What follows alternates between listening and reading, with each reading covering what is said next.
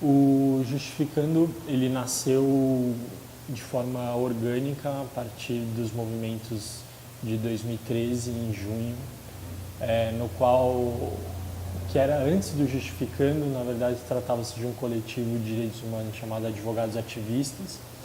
Em 2013, juntamos um grupo de advogados para atuar nas manifestações, coibindo a polícia de prender ilegalmente manifestantes, ou quando prendia, a gente atuava dentro das delegacias dos tribunais, todos aqueles manifestantes que estivessem naquela situação, tendo seu direito de ir e vir ou de liberdade de expressão cerceado. E aí nessa a gente conheceu alguns advogados e começamos a ter que trabalhar muito com a mídia, né, por causa do que estava acontecendo. Era 2013 uma coisa inédita no país e 2014 já tinha a Copa do Mundo. Então a gente tinha uma procura muito grande, porque as manifestações estavam crescendo, eram muitos manifestantes sendo presos. A gente teve mais de 1000 casos e atuações lá dentro.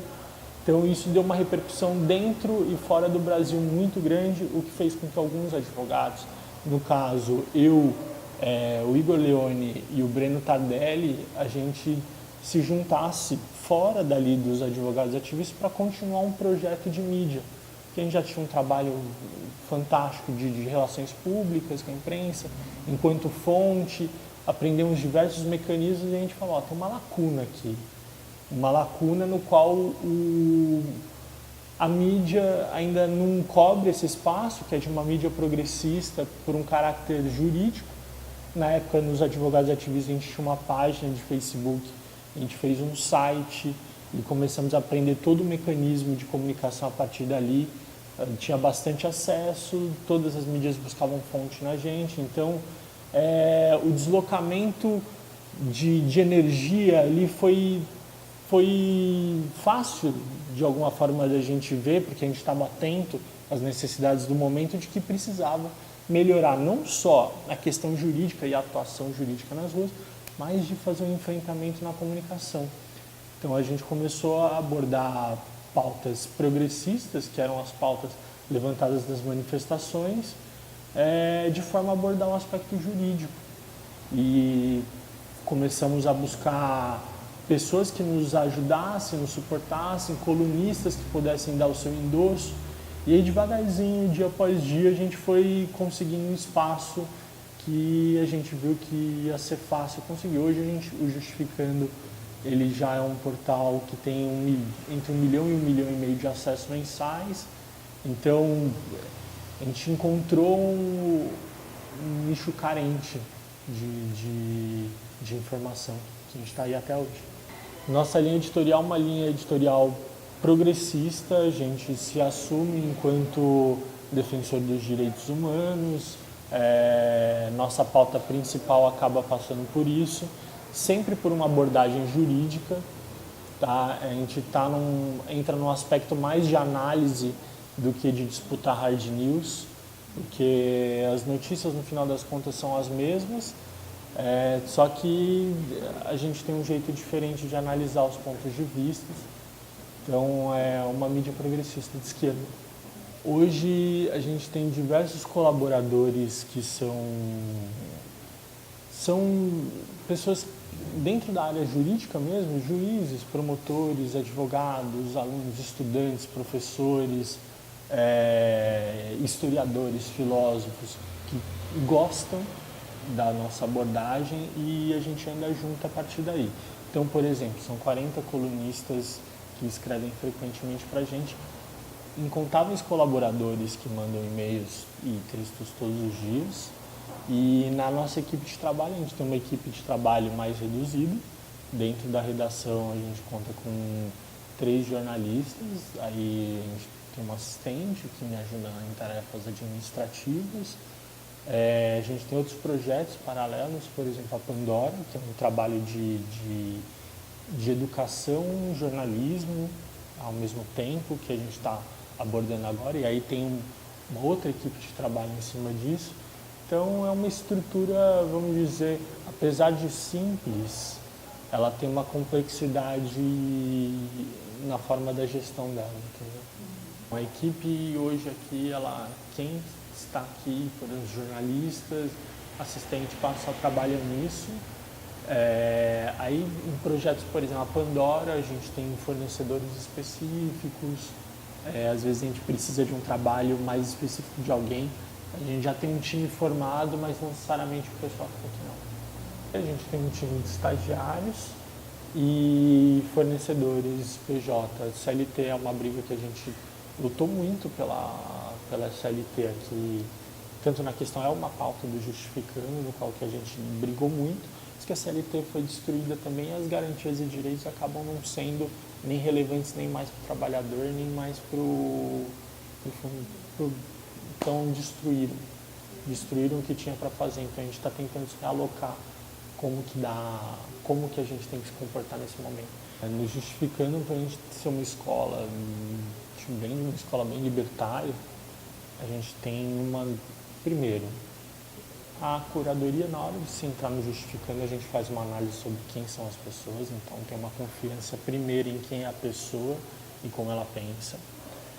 Aí a gente tem obviamente, parâmetros no qual a gente se baseia e fala, por exemplo, a nossa linha editorial, ela é antipunitivista, ela é antiproibicionista. Então, toda vez que você vai analisar uma pauta em que você vai ver que tem um aspecto de buscar a punição de pessoas ou encarcerar, a gente para e pensa 2, 3 vezes para ver se aquilo lá é um caminho ou não, busca uma pesquisa, conversa com outras pessoas.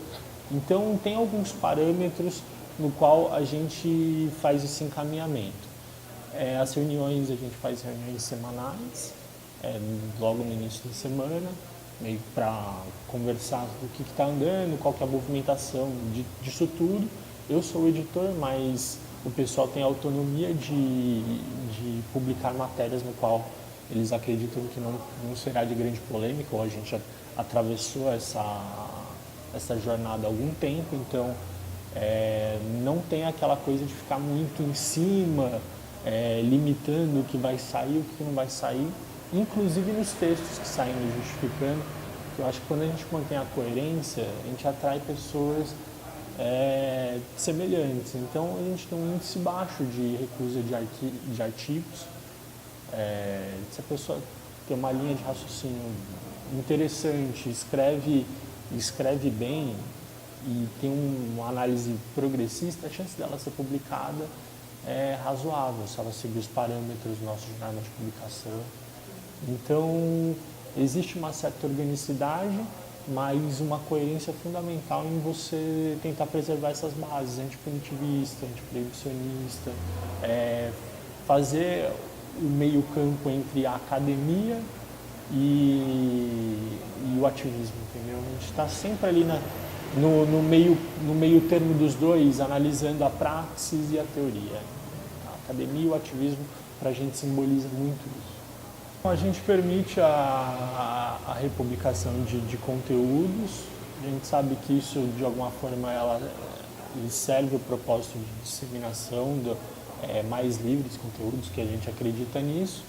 Sabe também que a nossa linha editorial ela é bem, como fala, por ser progressista, dificilmente alguém faz dinheiro com isso, entendeu? Então, existe essa curadoria, só que ao mesmo tempo a gente vende conteúdo também para grandes empresas de mídia, por exemplo, como o Yahoo. Então, o Yahoo ele compra o nosso conteúdo, porque para eles é interessante. O Yahoo nos Estados Unidos é democrata e eles estão caindo para essa linha aqui no Brasil. O modelo de negócio para a gente sempre foi uma luta encontrar como que a gente se financia e faz. A gente encontrou vários caminhos nessa jornada desde 2014 para cá. Primeiro, a gente não conseguia sustentar, então precisava, por um bom período, a gente trabalhar em 2 operações ao mesmo tempo. Uma que não jornalismo, e a gente teve a oportunidade de ser chamado, diante do trabalho que a gente estava fazendo, a ser sócio de um cara muito bacana, que nos ajudou bastante, e a gente começou a trabalhar com cursos voltados para quem quer passar em concurso público. Então, no mesmo espaço onde que havia gravações dos programas do Justificando, a gente havia gravações de cursos. Então, a gente trabalhava para vender esses cursos para conseguir fazer a manutenção do Justificando. Isso funcionou assim por um bom tempo. E aí agora, a gente resolveu encerrar essa sociedade que tinha lá, porque a gente fala, Justificando demanda muito, tem muito trabalho para fazer, a gente precisava de foco e começar a mudar as estratégias. Aí a gente tem publicidade como estratégia, livros, que a gente editora livros e vende livros também. Que mais que a gente tem? Venda de conteúdos, de publicidade, e a gente criou um modelo, um outro conteúdo acessório, para entrar num esquema de assinatura, que é a Pandora, que aí são conteúdos educacionais, juntando com essa experiência que a gente teve, de fazer cursos com o entretenimento e conteúdo que a gente aprendeu a fazer nos vídeos do YouTube do Justificando, e jornalismo. A gente juntou num pacote, criou um produto chamado Pandora, no qual a pessoa pode assinar por R$19,90 por mês, com assuntos bem recortados. Por exemplo, a gente chega e fala assim, a questão palestina é um assunto discutido dentro do público progressista, então vamos dar uma aprofundada nele, montar um pacote, uma vez por mês a gente lança conteúdo disso. Assunto sobre o que é discriminação, trouxemos um professor, doutor por Harvard, para explicar todo um conteúdo sobre o que é discriminação, o que é lugar de fala, com a Djamila Ribeiro, estado de exceção, com o Pedro Serrano, questões sobre o holocausto manicomial, que é a luta antimanicomial no Brasil, e aí vai, conteúdos LGBTs, e, enfim, montamos conteúdos mensais ou bimensais para o nosso público, e aí um esquema de assinatura. Então eu não vendo o conteúdo do Justificando, que ele é aberto, mas quem quer se aprofundar com aquela linha editorial nossa, com as coisas, com as questões que a gente já aborda, para a pessoa é um bom modelo.